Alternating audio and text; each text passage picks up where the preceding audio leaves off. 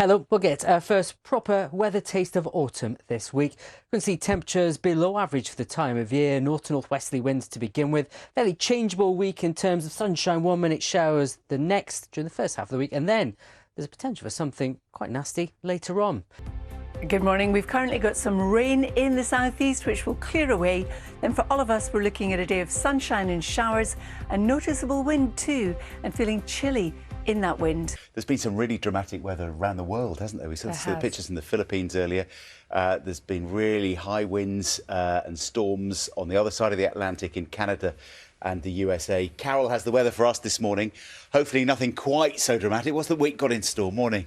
No, nothing as dramatic, I'm glad to say. Good morning both, and thanks John. We're also watching Hurricane Ian at the moment as it makes its moves across parts of the southeastern states and the Caribbean. Now what we have for the rest of the week to answer John's question is rather cool conditions, sunshine and showers, and it looks like on Friday it is going to be pretty wet and windy. And as well as looking at the UK's weather for the week ahead, Carol, you've been looking at these terrible events in Asia, in the Philippines.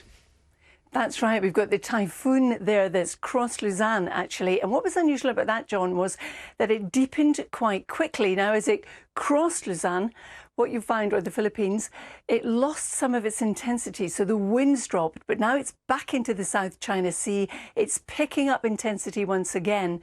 It's heading in the direction of Vietnam as a strong typhoon.